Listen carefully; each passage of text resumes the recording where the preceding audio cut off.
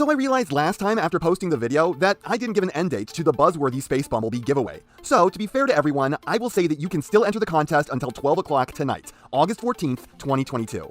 If you don't know what I'm talking about and you want to enter the contest, watch my previous video, the 300 video special. Don't worry, I've been getting your emails, but I haven't been responding to them. It'll be really easy to choose a winner like this, so you will not be missed out on if you try to enter.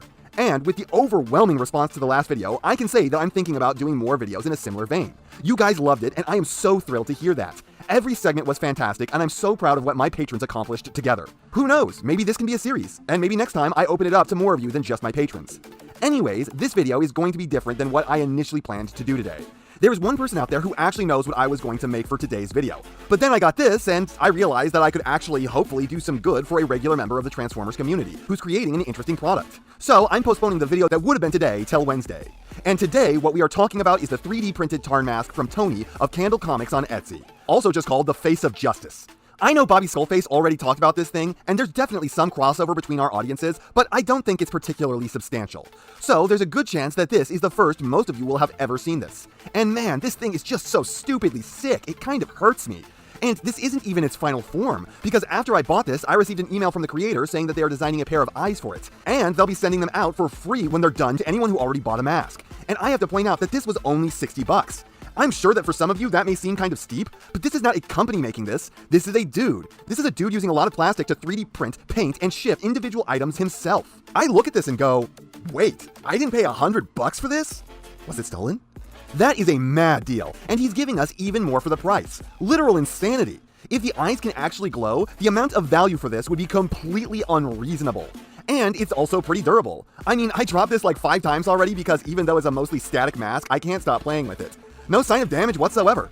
I will say that it was the truest pain in the balls to mount this on its stand. That was some deep frustration to give him his cheek fence.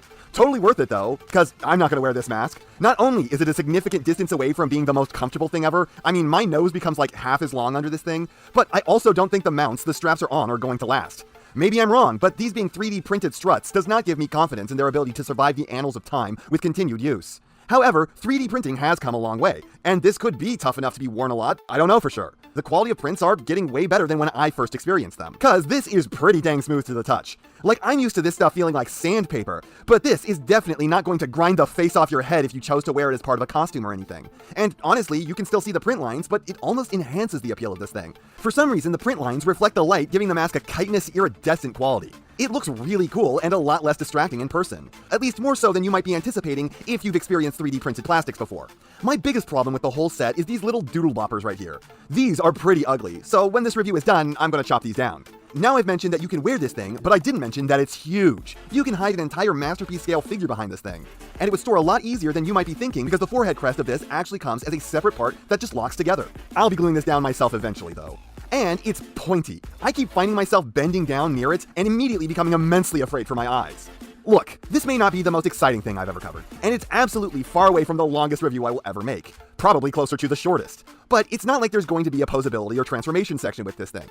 This is a display piece in the purest sense of the word, and even with it being 3D printed, which I had a big stigma about going in, despite the fact that I have seen some awesome work from people like Monologi or Robotouch before, but still, I am used to 3D printed parts having a less than lustrous look, which this, in contrast, absolutely has. Every time I glance at this thing, I just go, yee. It's a glorious centerpiece to a collection, a conversation starter so powerful that no one can ignore it. In a crisis, you might even be able to use it as a self-defense weapon by stabbing someone in the throat or eyeballs. Truly, a weapon to surpass Metal Gear. A knick-knack of infinite uses. If I have one criticism, I'd say that the face vents should be a separate piece from the stand that you can clip onto the mask and continue to wear, because they just belong on there. Always. You don't even have to have any kind of clue who Tarn is to find this mask sick. And for 60 bucks, I don't think you can go wrong here. It doesn't do much. It doesn't have to do much. I think if you pick one up, you too will go, yee. And you'd be supporting a Transformers fan just like yourself for once. And honestly, dude, I would have paid more for this if you'd charged more for it. And I'd have been happy about doing that. A bargain at twice the price.